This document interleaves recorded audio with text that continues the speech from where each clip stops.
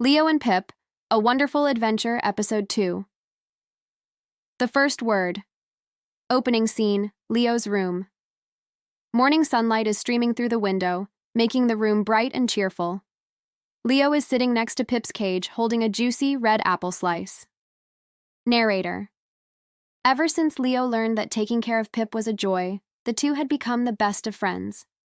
Every morning, the first thing Leo did was greet his feathery friend. He had one small dream: to hear Pip talk. "Hey, Pip," Leo said, holding the apple slice near the cage. "Say apple, apple." Pip tilted his head, his dark eyes looking from the apple to Leo. The parrot happily took the slice from the boy's hand and began to nibble on it deliciously, but he didn't say a single word. Leo didn't give up. He tried something else. "Okay," the boy said, pointing to himself. "I'm Leo. Come on, say Leo." Pip just let out a squawk and went back to enjoying his apple. Scene transition. Leo and Pip are in the living room. Leo is trying to teach Pip to talk using flashcards. Leo held up a card with a picture of a blue ball. "This is ball," he repeated patiently. "Ball, ball." Pip hopped from one side of his perch to the other, looking entertained by the game, but he still said nothing. Leo's mom walked in and smiled. "What are you doing, Leo?"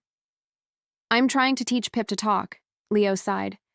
"But he's just quiet. Maybe he can't talk, Mom." His mom sat down next to Leo and gently stroked his hair.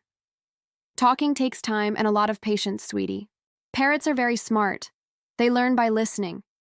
Instead of trying to teach him, why don't you try to talk with him more? Just tell him about everything." His mom's advice made Leo think maybe he had been in too much of a hurry. Next scene.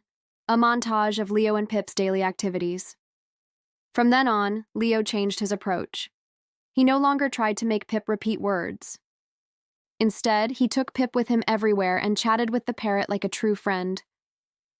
While playing in the yard, Leo would say, "Look, Pip, that's a butterfly. It's yellow."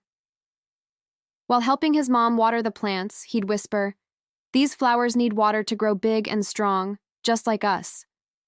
While reading a picture book about dinosaurs, Leo would point and exclaim, "Wow, this dinosaur is so big, Pip." Pip was always there, listening quietly. He seemed to absorb every sound and sight around him. Sometimes Leo felt like Pip truly understood what he was saying. Climactic scene. One late afternoon, Leo is building a super tall Lego tower. Leo's tower was getting higher and higher. He carefully placed one more brick on the very top. But then, crash!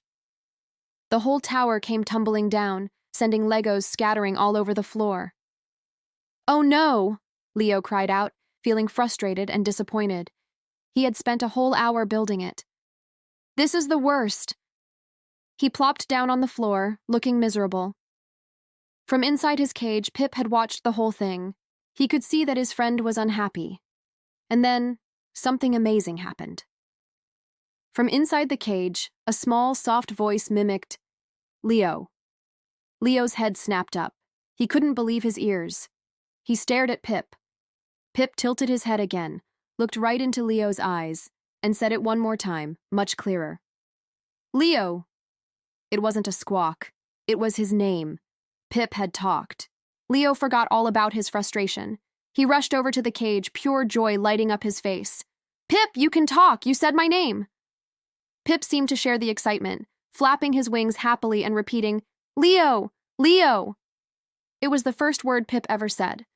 Not apple or ball. It was the name of his very best friend. Final scene. Leo is happily cleaning up the Legos, while Pip continuously calls his name. Narrator. Patience and true friendship were the key. Leo learned that sometimes the best way to teach someone isn't to force them, but simply to share with them. And the first word Pip ever said was the sweetest proof of their friendship. Call to action section. Upbeat, friendly music begins to play. Narrator, in a warm, enthusiastic voice. "Wasn't that amazing, kids? Pip can finally talk." In the next episode, Pip discovers a new talent, mimicking sounds. What kind of funny trouble will this cause for Leo and the neighborhood? Parents and kids, be sure to keep watching Sunny Baby TV so you do not miss.